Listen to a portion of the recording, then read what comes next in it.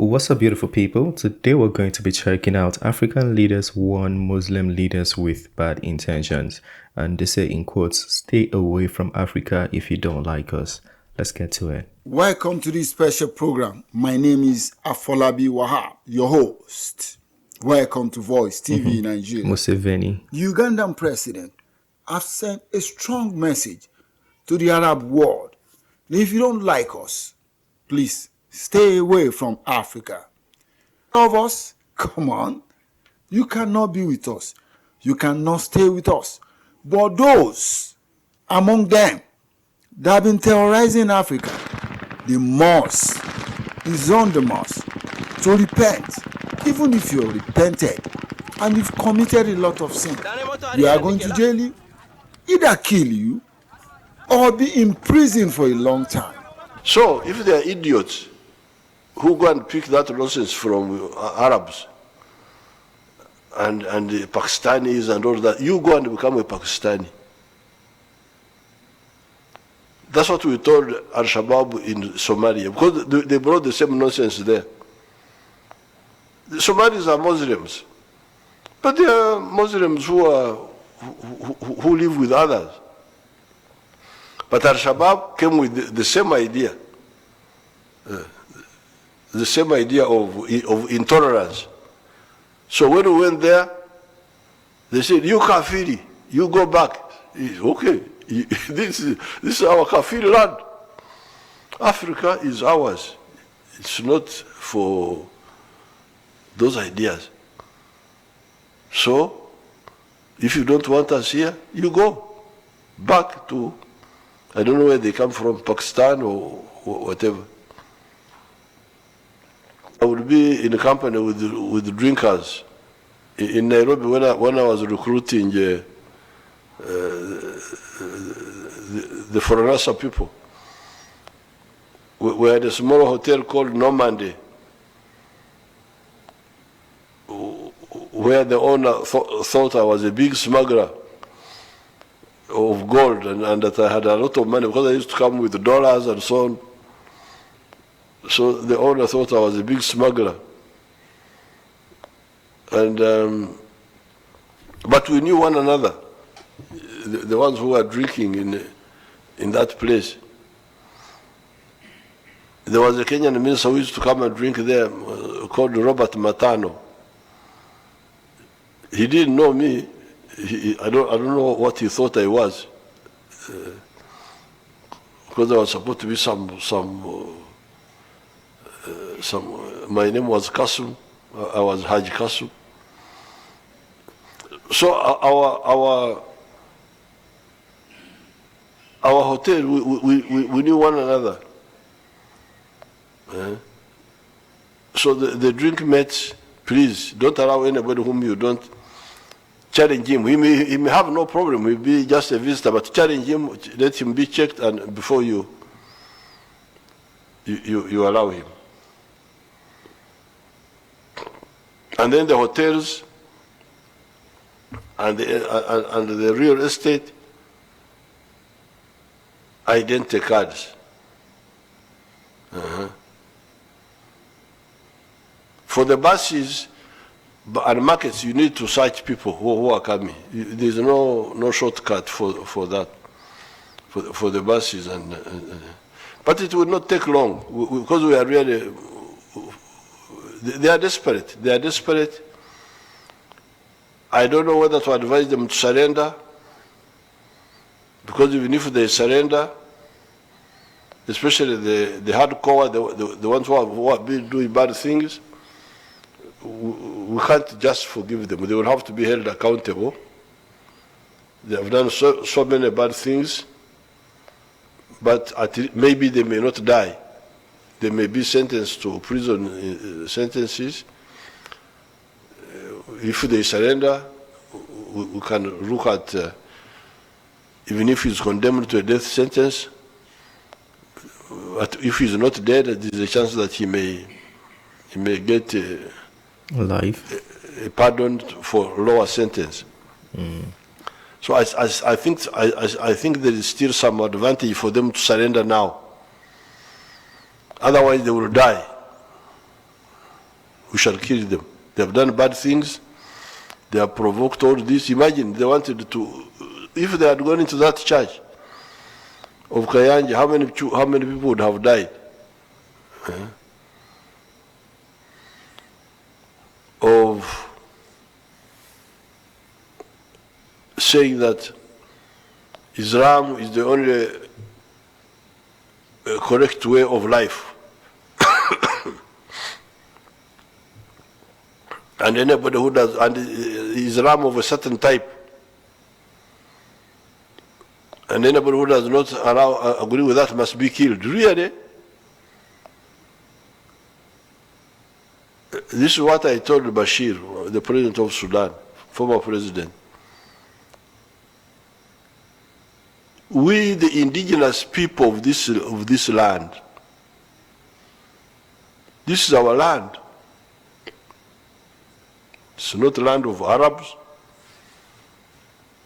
It's not the land of Europeans. It is our land. So if you are stupid enough and you go to bring that nonsense here, we teach you a lesson. I told Bashir, because they talk of haram, that they don't eat that pig. Pig is haram. Haram is, I would call it a chagaro in Nyankore.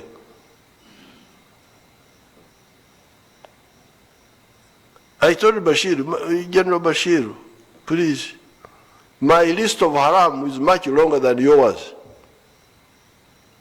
What is your list of haram? Because for you are saying that pig is haram.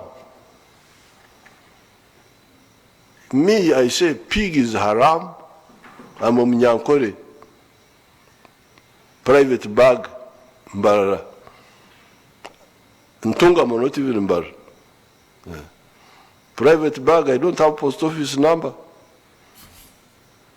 We had private bag just, our letters would go through the sub-county. And this man has a lot of stories. All his speeches turn into stories. He can write, I think in the BRICS summit, was it? He had a whole speech, and while he was saying it, he kept it aside and started sharing stories.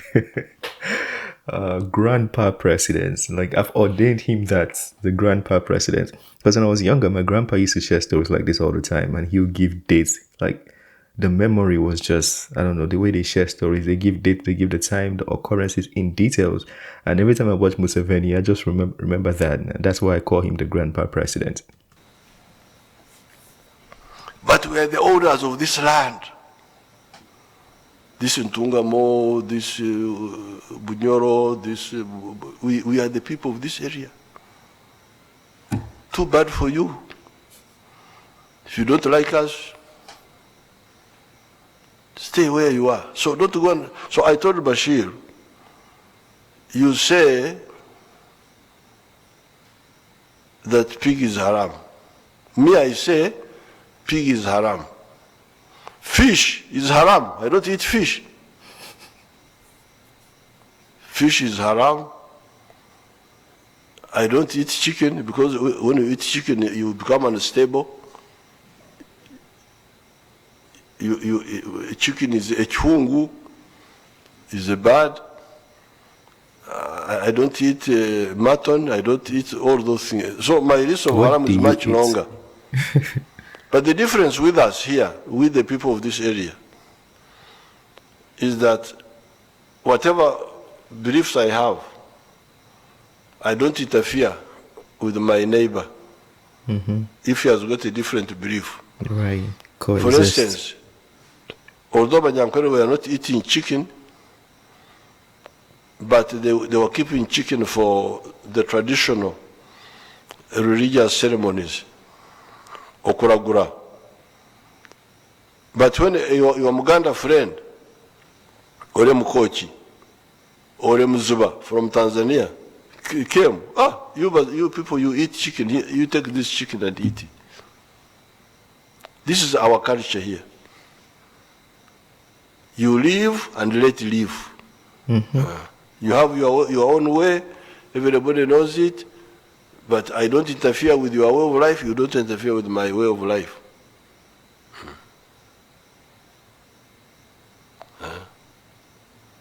That's why you would hear that a Muganda would say, Banyankore are the ones who know how to look after cows. You come and look after the cows. The cows of the Muganda. The cows are Muganda's cows, but because he doesn't have the same passion for cows to sleep with them in the bush, in the what, you Banyankore Balaro, you. This is how we live here. So if they are idiots who go and pick that nonsense from Arabs and the Pakistanis and all that, you go and become a Pakistani. That's what we told Al-Shabaab in Somalia, because they brought the same nonsense there. The Somalis are Muslims, but they are Muslims who live with others.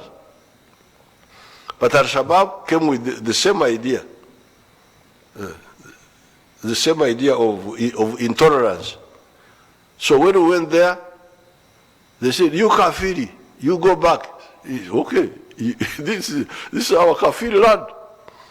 Africa is ours. It's not for those ideas.